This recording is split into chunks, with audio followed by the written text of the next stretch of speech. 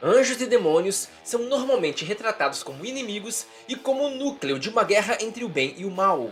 E na DC, a coisa não é diferente. E nesse vídeo eu vou contar a história do dia que um anjo, líder do Exército Celeste, resolveu se voltar contra Deus, com a ajuda de um demônio chamado Neron. E eu não estou me referindo ao Lúcifer. E nessa história teve lutas entre anjos e demônios e até a participação de membros da Liga da Justiça e do Etrigan. E para entender mais sobre os anjos e o céu da DC, venha comigo e seja muito bem-vindo ao Planeta Diário.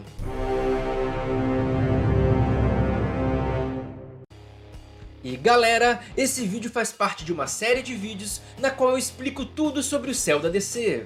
E no primeiro vídeo eu falei sobre a origem dos céus, de como ele funciona e dos principais anjos. E no segundo vídeo eu falei sobre o destino de diversos anjos, como Miguel Demiurgos, o Lúcifer, o Gabriel, o Metatron, entre outros.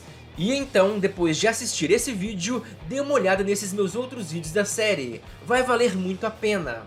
Mas no vídeo passado, eu parei no momento que nenhum dos grandes anjos estavam no céu, pois o Miguel e o Metatron estavam mortos, e o Lúcifer, o Gabriel e o Rafael estavam banidos do céu. E como a presença estava aparentemente morta, o céu estava sem liderança. Mas nessa saga, uma outra perspectiva sobre o céu e sobre a presença é mostrada. Mas vale lembrar que ela não está em ordem cronológica com tudo aquilo que eu falei nos outros vídeos. Mas dito isso, bora pra história. E logo no início dessa saga, é mostrado Zauriel indo falar com os 4 anjos reis da Pax Dei. E pra quem não sabe, a Pax Dei é o Exército Celeste. E são exatamente esses 4 anjos reis que estão liderando os céus agora. E portanto, na ausência da presença e dos anjos principais, são eles os governantes dos céus. E um desses anjos reis que estavam liderando o céu é o Erafon, um anjo meio desconhecido, mas o líder da host da águia. E também tinha o Asmodeu, ou Asmodeus. E sim, nesse momento, o Asmodeu era um anjo e um dos líderes do céu, sendo o líder da Bull Host, ou a host do touro. E se você quiser saber mais sobre as hosts, ou sobre as castas celestiais, veja esse meu vídeo que eu falo sobre isso, porque lá eu explico tudo em detalhes. Mas logo depois dessa conversa do Zauriel, é revelado que ele sabe que o Asmodeus está tentando substituir Deus, e que ele acredita que conseguirá mesmo após a falha de Lúcifer. O Zauriel também diz que o Asmodeus já tentou matá-lo junto com outros anjos da host do touro, mas que por sorte dele, a Liga da Justiça apareceu e o ajudou. E inclusive, o Superman fez uma luta contra o Asmodeus, enquanto o resto da Liga enfrentava os outros anjos e arrumava uma forma de exorcizar eles. E na cena seguinte, a fala do Zauriel é confirmada, pois é mostrado o Asmodeus tramando com o Neron para derrubar o céu. E é explicado que a ideia do Asmodeus é unificar tanto o céu quanto o inferno. Mas aqui fica óbvio também que o Neron está usando a ganância do Asmodeu para benefício próprio. E como diz aquela expressão, a soberba precede a queda. E depois é mostrado também que tem mais um personagem interessado na queda do céu. E no caso é o Etrigan, que por incrível que pareça, estava ao lado do Neron e do Asmodeu.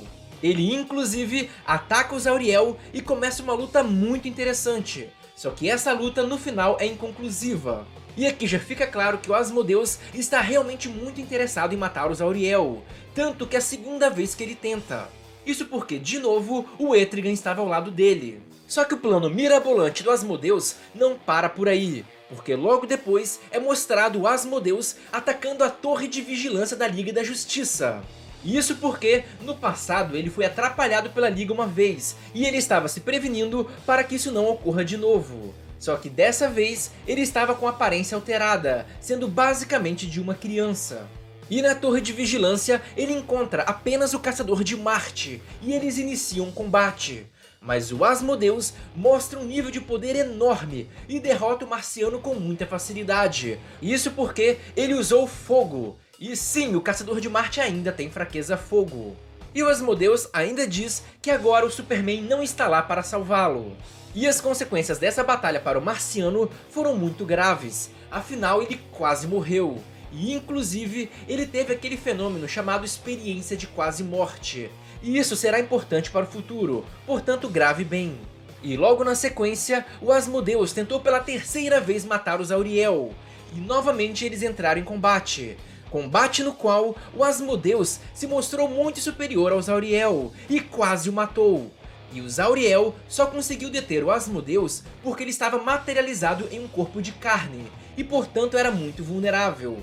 E então, com seus poderes, os Auriel conseguiu desfazer o corpo do Asmodeus com um poder sônico, que é ativado por meio de um grito. E nesse momento, o Asmodeus teve um grande sucesso para neutralizar o membro da Liga, mas falhou em matar os Auriel. Mas a hora de colocar o plano em prática e de invadir o céu chegou! E depois é mostrado que o Neron e o seu exército de demônios entrou no céu, e que se uniu ao Asmodeus e à host do touro. Também é mostrado que o Caçador de Marte estava lá, graças à sua experiência de quase morte. Então, na verdade, era a alma do Caçador de Marte que estava no céu.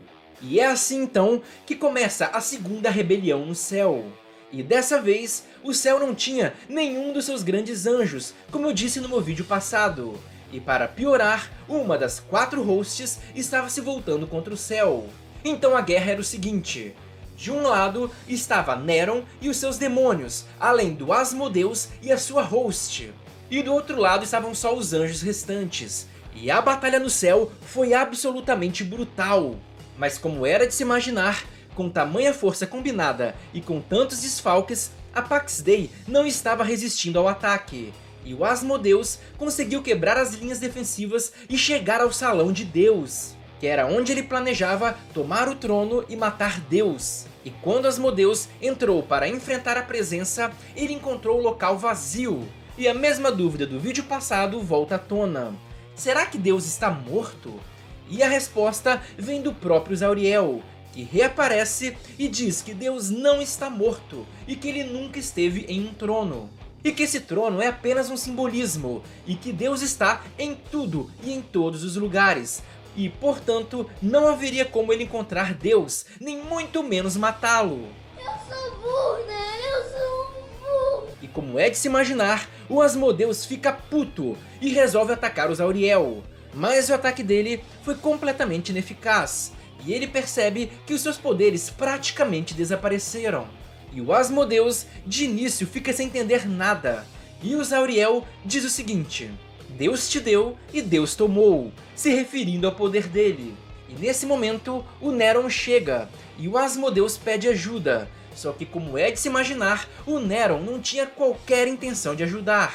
E ele ainda revela que o plano dele era só causar um caos no céu e derrubar mais um bando de anjo rebelde.